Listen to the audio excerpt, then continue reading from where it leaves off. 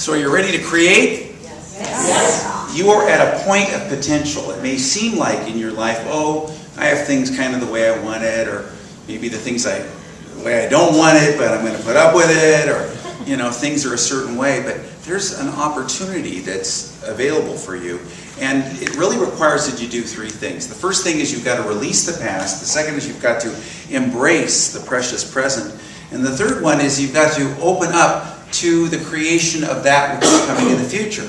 So, I release the past. Together, I release the past. I embrace the present. Together, I embrace the present. And I create the future. Together, and I create the future. Okay, we're done. That really is it. I mean, I'm going to be talking about it, but that's really what it's about. And it's come to my mind this week because Rosalie is going 3 weeks from tomorrow to New York City for, she says, permanently leaving the nest and going off to college in New York City. But she says, I'm not coming back to Chicago. We know how that goes, right, parents? But we'll see. But the beauty of it is that this is an opportunity that brings up all the stuff, not just in Rosalie, but also in me. One thing I realized this week is that I needed to do some 7-step work, which is releasing the past experience. That I was feeling a sense of anxiety around all of this, and I thought, what's behind this anxiety? And it wasn't just that I was trying to get Rosalie to do all the paperwork and all those things, but it really was about letting go of the past. We in order to create something new, you've got to let go of the past. We talk a lot about forgiveness. I'm teaching a class a week from Tuesday night about forgiveness, which is the releasing of past experiences that we have labeled difficult or negative. But what about letting go of the good experiences? We've got to create space in our lives and release those things in our past that we call good in order to open up a space for the creation of what's new. And so as I was working with Rosalie this week, what became very apparent was that a lot of things weren't getting done. And Rosalie realized, oh my gosh, I realized that I haven't really made peace with the fact that I'm actually leaving for good, that this is a change in life. And what do I do with this? And so I shared the 7 steps. And outside in the lobby, next to the fireplace, we've got CDs, first come, first serve. We've got a few of them out there left from the first service on the 7 Steps for Successful Life Transitions by Jane Hart. Now, I have used the meditation, track 9 on this CD, over 1,000 times in the last 20 years. I'm not exaggerating. Easily. In the last week, I've taken Rosalie up the 7 steps 3 times. Because another layer comes up, another level comes up. Memories come up, wonderful, positive memories. Like the time that she was 2 years old and we're driving by a softball field and there was practice going on. She goes, "What that?" And I said, "Well, that's a softball team." She looks at me, she goes, "I'm a team." I said, "Well, really? What's the name of your team?" "The Elevators. We play the Alligators." Things like that. Now, I know that doesn't do much for you, but for me it was, Or around the same time, Rosalie said, "How high can you count?" I said, "Well, I don't know. How high can you count?" I count to 3,400,233.5. That's almost infinity. See, this is a father talking about it. I got to take Rosalie up the 7 steps again. Okay, you got it. But this is a wonderful opportunity for you. Take the past, the good past, the past that you're holding on to, up the 7 steps. You say, "Well, what good's that going to do for me?" It'll free up the energy. Every time I make a move, I got to let go of my old stuff. I let go of my old stuff and I make room for the new. Together, I let go of my old stuff and I make room for the new. Now, I used to do this unconsciously. I was committed to my spiritual growth, so because I wasn't willing or aware or able to consciously let go of my stuff, it got let go for me. The first time I moved in ministry from Unity Village to Southern California, I called around and I had arranged for speaking engagements all the way across the country, so it was very tightly scheduled. And I was going to be leaving on a Saturday, and I was going to be getting to Salina, Kansas for my first speaking on Saturday night for a Sunday morning talk. Well, this was all fine and all, but I called around all the U-Haul places, and I'd said to them, I need to reserve a U-Haul. They said, oh no, you don't need to reserve it. We always have extra U-Haul trailers. There wasn't a U-Haul trailer available within 5 hours when I went to pick it up. And I couldn't get a U-Haul, so I had to load everything that I could in the back of my Subaru, my little tiny Subaru. And I drove there, and then I realized I'd left all my money in traveler's checks on my desk at Unity Village. Well, I called, and I did find out it was there, but then I also found out I'd maxed out my credit cards in preparing for this whole thing. And so the guy knocked on my door at the hotel in Salina and said, hey, we need cash. So that was the end of my cash. How am I going to get cross country? How am I going to get gas? I didn't know. I gave a talk all about faith. And I gave this talk. And at the end of it, before the service was over, they came up to me and they said, we took a special offering secretly for you last week because we knew you were a graduating student. Here, $2,000 in cash. Got me cross country. Got me there, and I thought I was going to be getting my traveler's checks, but the guy didn't get around to it for 3 weeks. That $2,000 wasn't going to last too long trying to get a deposit down on an apartment and all the rest of the things. And then I got a check in the mail, an extra paycheck from my job as the Youth of Unity coordinator, and I called my boss. I said, you don't owe me this. He says, I know, we want to just give it to you. Just when that ran out, a Youth of Unity leader sent me a tithe check. Now, I was a tither, so I was in the flow, but these things were happening. You say, well, can't God find a more easy way of doing these kind of things? No, well, I was supposed to let go of my past. You know that my stuff never got to me for 8 months, and I found out I didn't miss it at all. I needed to be in a new consciousness. I needed to be in a new creative awareness, a new creative potential. And you think I'd learned that lesson, but the next time I moved to Hawaii. 7 years later, I got a church in Hawaii, and all my things were shipped to the wrong dock on the wrong island, and they stayed in Maui for a year. The good news is the church didn't have to pay for that move because of their error, but still, all my stuff was there. And then I was moved 4 times because they kept selling out the condos under me. Now, you say, this can't be, and you talk about divine order. It was to let go. It was to let go. Well, I learned the lesson, and what I've learned is, every time I move, I would get rid of all my stuff consciously and give it away. Now, in your life, if you're looking for a change in your life, you got to let go of something. You got to release something. Go through your closets. Go through your garages. Let go. You say, well, I'm not moving. Well, you're moving in consciousness. So, that's why we do Circulation Day once a year. That's really the reason, to give us a chance of letting go, of releasing. I had a friend when I was living in southern Florida, who, whenever he would embark on anything new, would go down to the dock where the cruise ships were and take a big bag of confetti and throw it and say goodbye to everybody, but he didn't know anybody in the ships. And somebody asked him, why are you doing this? And he said, because I truly believe that every time that you embark on something new, you need to let go of the old confetti. And he told me that confetti originally was at the end of the year, they would cut up all the old documents in Wall Street and in New York, and then they would, during the celebrations, they get rid of all the confetti, and confetti is just the torn up old stuff.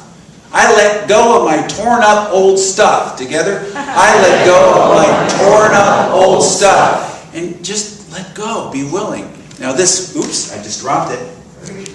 I just let it go.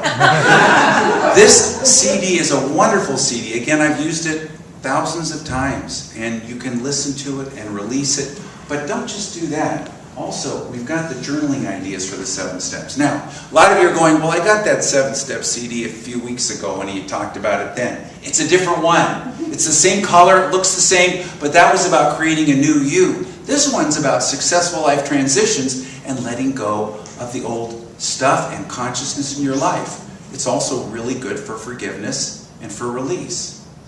We've got this wonderful journaling, these journaling questions, and it's back there on the table as well. I had a dream about a really painful experience that happened to me about 30 years ago.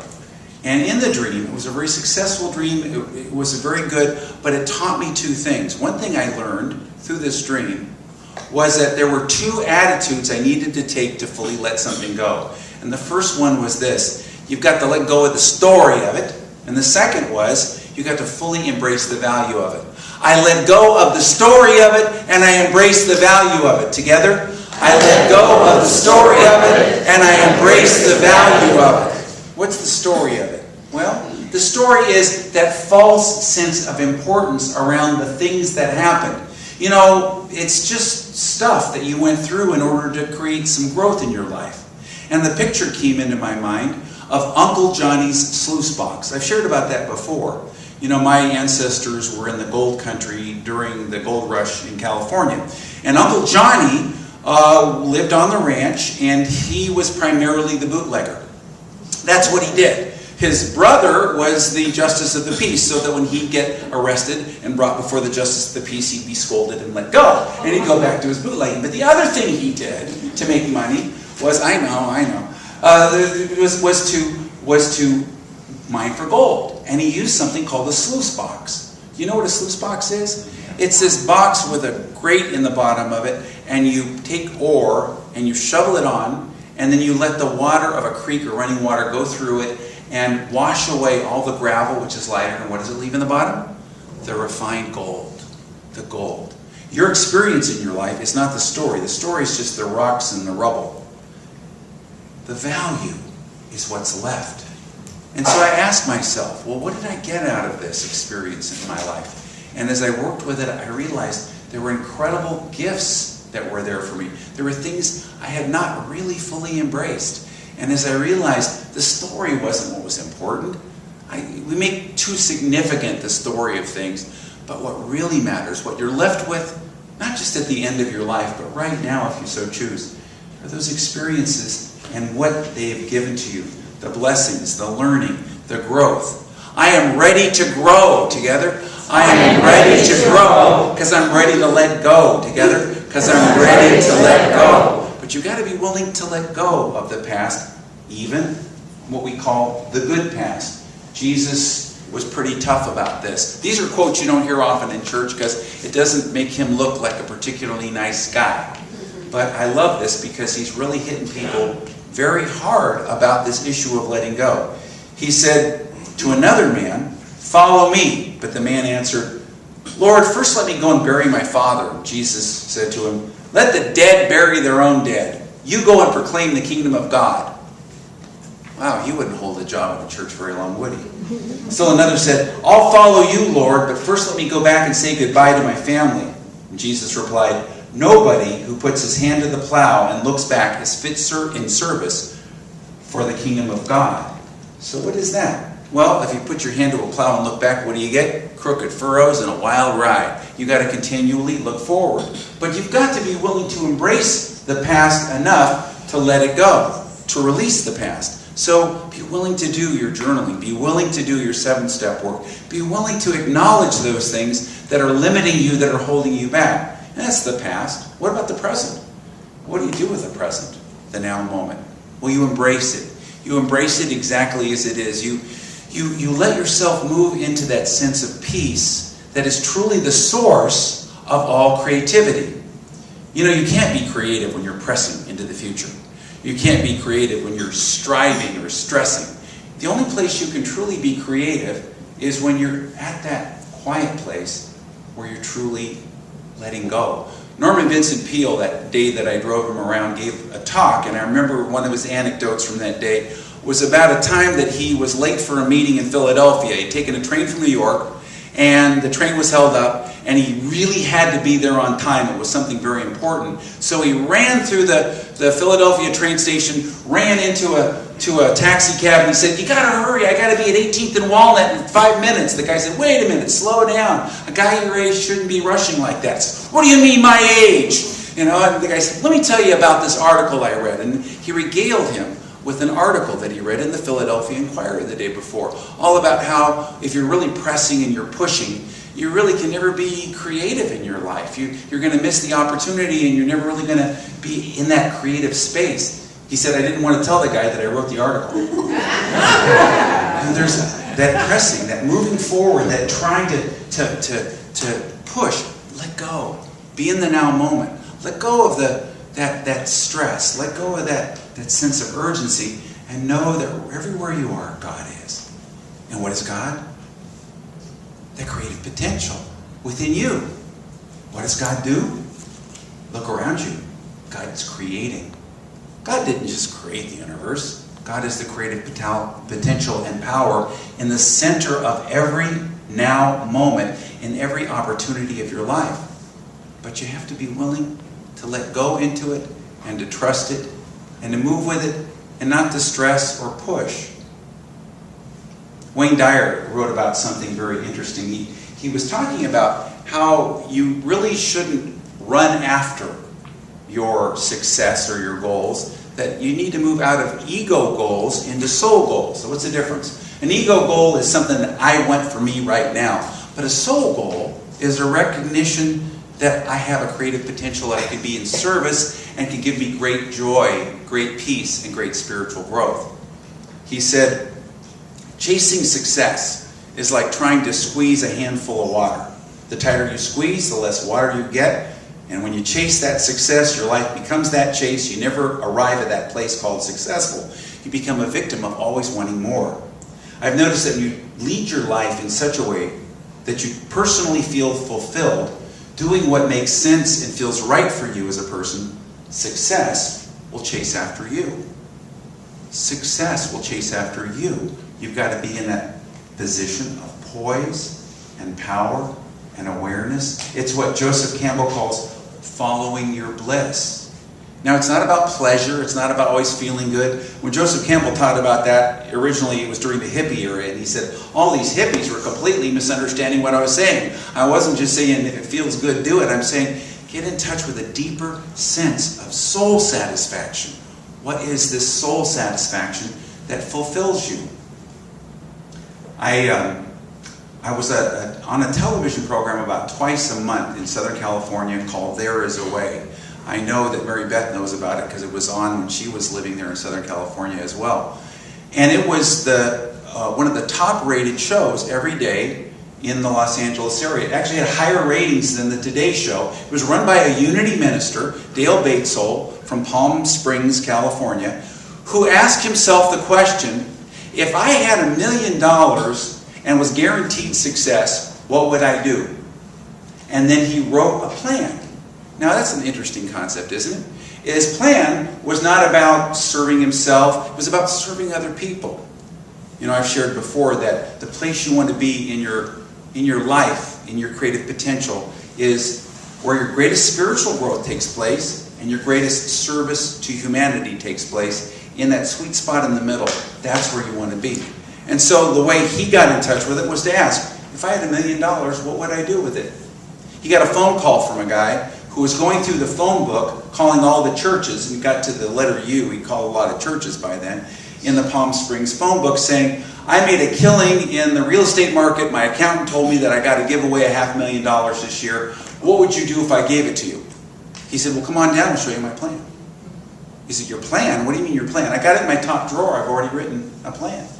And he shared it with the guy, he looked at it, he said, you're the only person of all these churches where the plan is about serving humanity, serving other people, doing that which is for the highest good.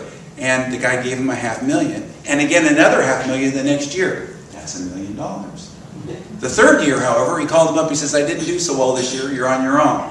Well, he had just about 48 hours to come up with $4,450.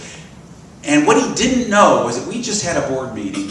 The church had sold some land, and I had proposed that we give $3,000 to There Is a Way. We were tithing. And one of the board members said, no, I just get the feeling $4,500. That's not enough. It was exactly what they needed to keep them on the air. They were able to stay on the air for 12 years, and it was a great success because of this. I'm sharing this with you because, although it sounds like a very material thing, what would I do with $1 million? It was very interesting when I asked myself that question, because he shared that story with me. I realized what I would do is pretty much what I was doing then, but maybe with a greater sense of empowerment. That really what I wanted to do was serve people as a minister in my church. If you gave me $1 million right now, I would want to do what I'm doing right now. Now, most of us probably don't feel that way, but maybe we do. But maybe that's what you need to be aware of in order to be empowered in doing what you're doing.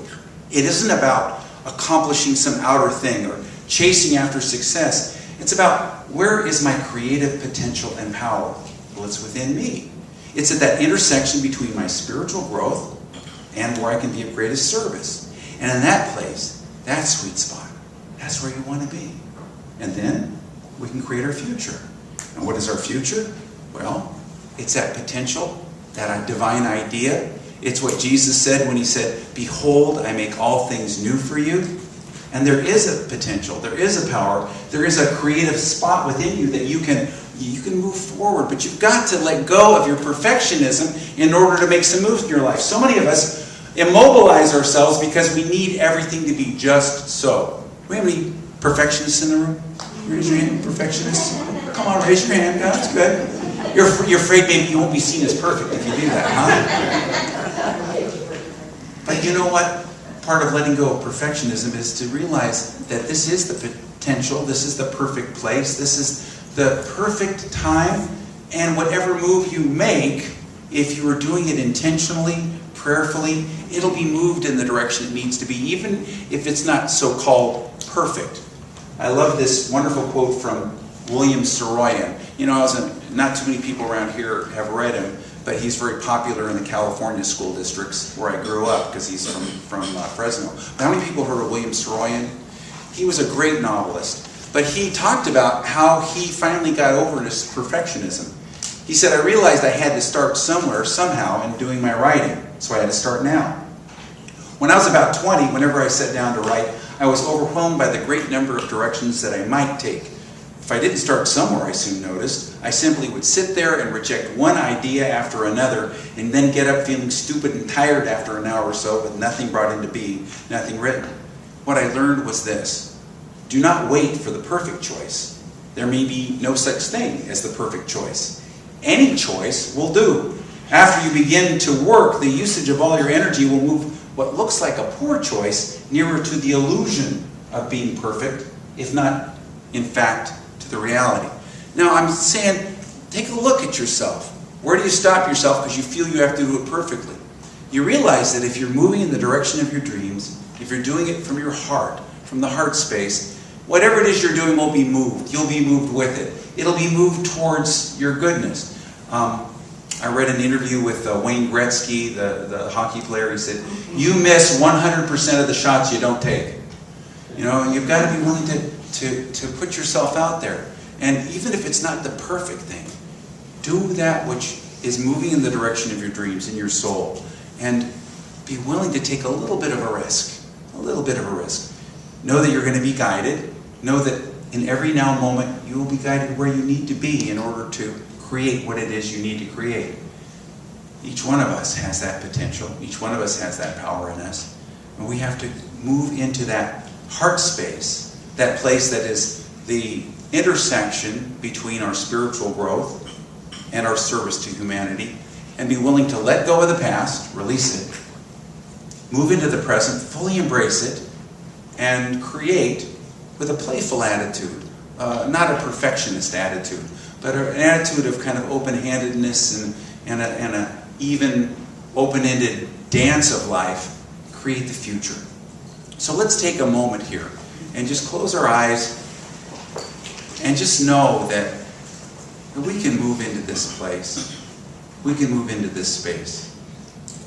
That in this now moment we have everything that we need. In this now moment we can let go of the past. I loose it, I let it go. I fully and freely release it. All past hurts have been erased. I release everything that has happened to me. I release all mistakes that I've made. And I let it go.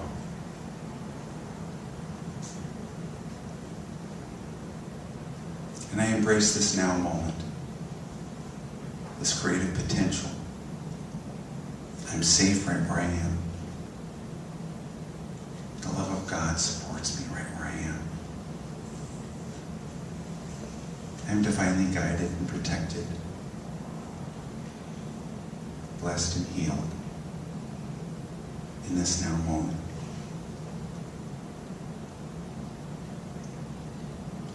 And myself, in spiritual service, and for my highest spiritual growth. Open to divine ideas and revelations. And I'm willing to make a move. And I'm willing to be backed up by the universe. To allow it to be moved. Whatever moves I make. To be moved in the direction of the highest good. Thank you, God. And so it is. And we acknowledge that this moment is all we need. And to move into this moment is to move into that creative potential, that power, that presence. So whatever it is that we may need to create in our lives, let's take a deep breath and let go into it as we breathe out. And we move into this now moment, becoming aware of our breath. This moment has all we need. And as we watch our breath naturally and easily, moving in and out, we also notice the feeling of the air upon our face and our hands.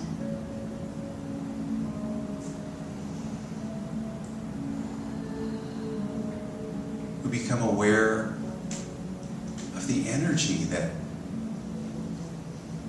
seems to be coursing through our body in the form of the blood that's moving, and the energy field itself that's all around and within us. To ground ourselves further, we breathe in again and let it go. I embrace this now moment. This now moment has everything I need.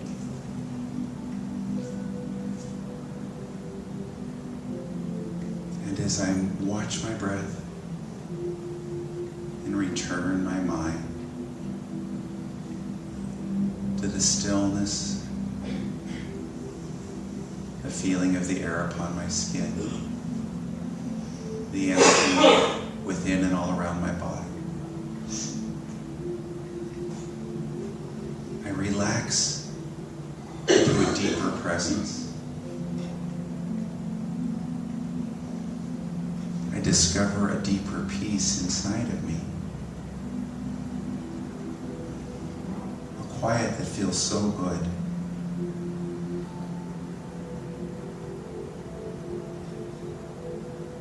I come to be aware of my good heart. I awaken to the fact that I am a good person with a good heart. In this now moment, I release the past. I let go into this present moment. And as I move deeper into this moment, I feel the stillness, the calm, sweet energy of peace, the presence of love.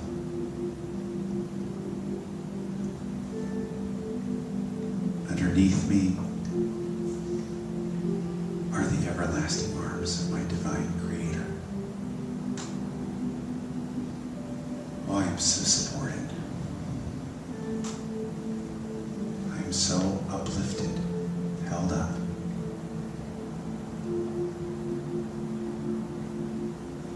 Taken care of.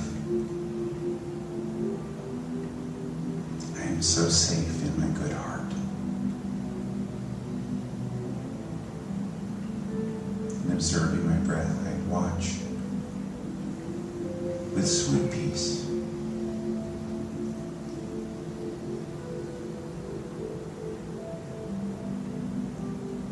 This now moment draws me deeper into my good heart. And I let go.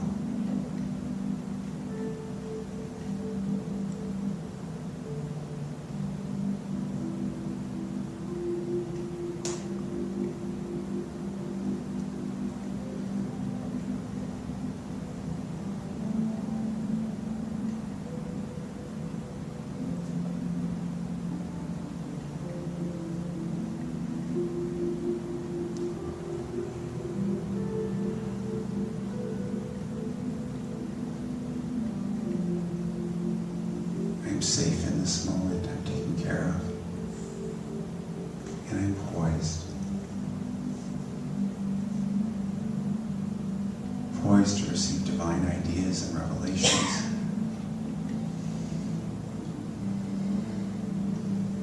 The creative potential and power within me is stirring and moving and awakening within me. And I am grateful. Thank you, God. And so it is. Well, it's our time for our offering, and we're giving from that creative potential and power within us. So as you give your gift, feel that energy moving forward into your life, into your heart, and into your future. So we take as our offering statement, I give from my creative potential and I receive abundantly. Together, I give from my creative potential and I receive abundantly. And silently. And again aloud together. I give from my creative potential and I receive abundantly. Thank you, God. So it is.